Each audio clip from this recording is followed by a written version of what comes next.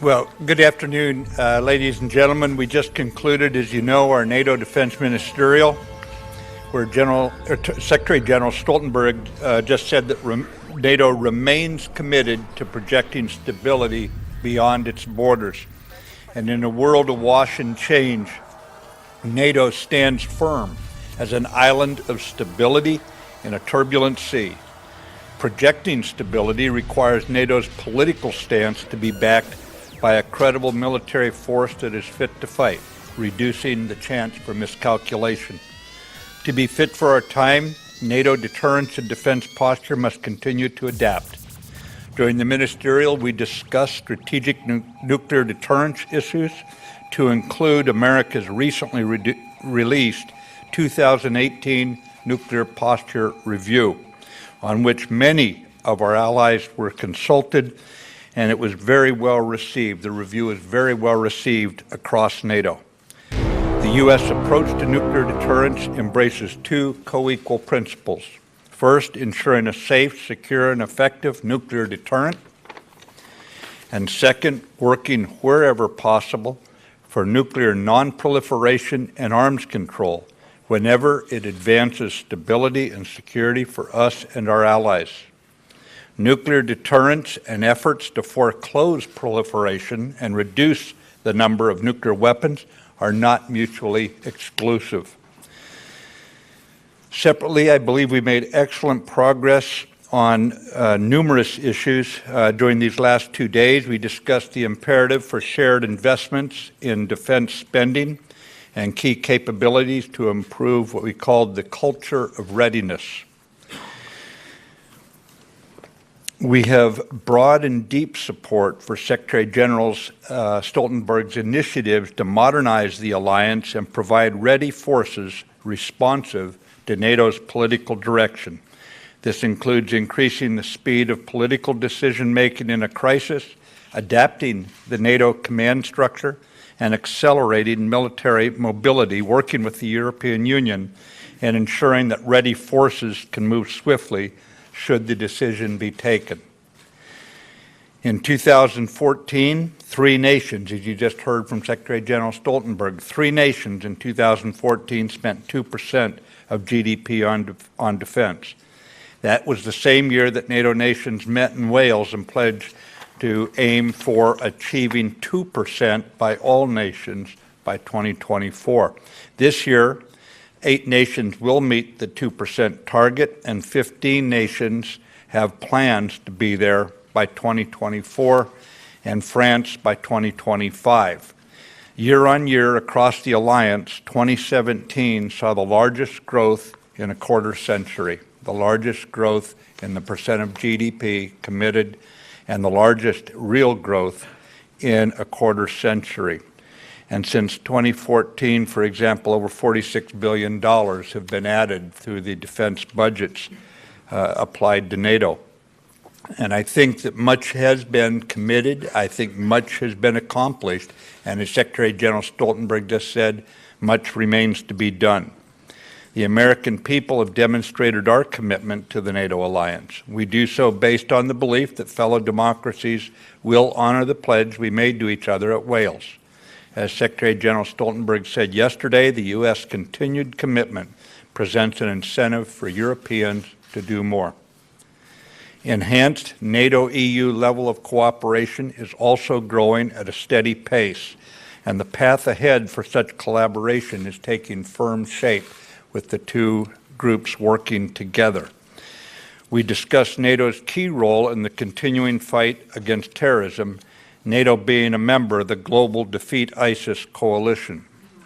Although 98% of the territory once held by ISIS in Iraq and Syria has been liberated, the fight is not over. And we recognize and agreed to remain committed to the immediate and longer-term missions.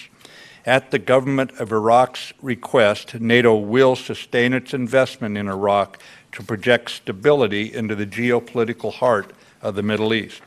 And America supports NATO's initiative for a NATO training mission in Iraq.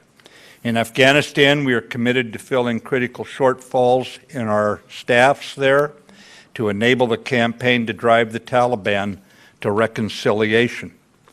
It is the collective dedication of the 29 nations, and working together creates collective strength as we fight the threats from the east and from the south and defend our values. And we are committing more funds to to defense. We are collaborating more closely, whether it be on nuclear deterrence or conventional defense. And we are implementing a culture of readiness while holding the line against terrorism. And combined, this makes us strong.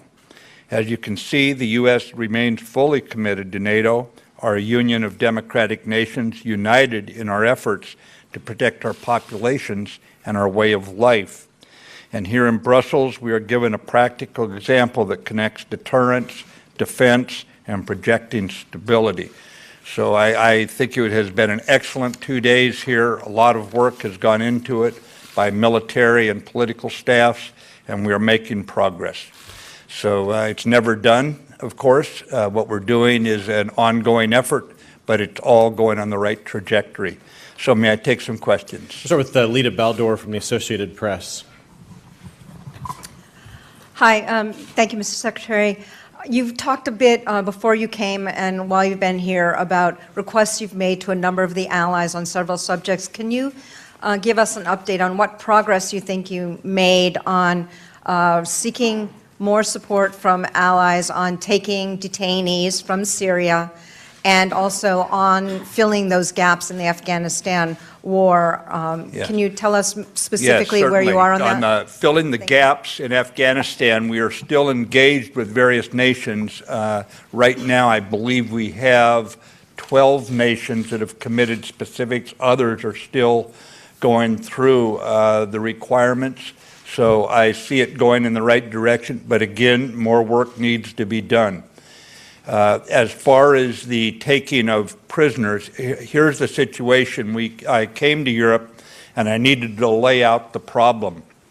The problem is that we now have hundreds of prisoners who have proven not quite have not quite the same amount of zeal they once pronounced when they were winning, that they would fight to the death. Well, it seems like hundreds of them are no longer quite that committed, and we now have them in temporary facilities, and so I wanted to bring this problem to everyone's attention. And there are no illusions about that we would solve everything in 24 hours. What I think we have done, though, we have laid out the issue in a way and addressed that somehow we, the collective we, and individually we must take responsibility to address this issue. That has been accomplished. We will go with Al Arabiya, Nuruddin Fridi. Mr. Al Arabiya here, I'm sorry. Yep. Sir, Nuruddin Fridi from Al Arabiya News Channel. Could you elaborate a little bit about the scale of the training mission, NATO training mission inside Iraq? And would you please address the Mr. Secretary Tillerson statement calling upon Iran to withdraw its militia in Syria? As you saw last days, it becomes one of the strongest. Let me take Iraq first. The foreign ministers and their representatives met in Kuwait 2 days ago as far as helping Iraq get back on its feet after the trauma it's been through at the hands of ISIS. I think they got off to a very good start. Frankly, I thought it was a better initial commitment than I anticipated with the first meeting there. And that's going in the right direction. At the same time, you heard from Secretary General Stoltenberg that in regards to Iraq, where we've generally used mobile training teams, they go in, they train for a while on demining or counter-IED or whatever the issue is, and then they come out. We believe it's in NATO's best interest that we project stability. At the government of Iraq's request, we will go to a consistent mission in Iraq to build the capabilities that they believe they need to sustain this effort and protect their people from an uprising of another type of terrorist organization, something like this. And you had a question on Syria, was it? It's about the Iranian militia in Syria, which becomes a serious regional security problem, mainly between, as we saw the confrontation between Iran and Israel inside Syria. Thank you. Yeah, you know, ladies and gentlemen, I cannot explain why every time there's a problem in the Middle East, whether it be in Lebanon, South Lebanon, and Lebanese Hezbollah, it's in Syria where Iran has propped up Assad, it's in Yemen where they're using it for a launching platform, the civil war for missiles into Saudi Arabia, whether it's in Bahrain where the Bahrain police have captured explosive material provided. I cannot explain why Iran insists on many of the things it does.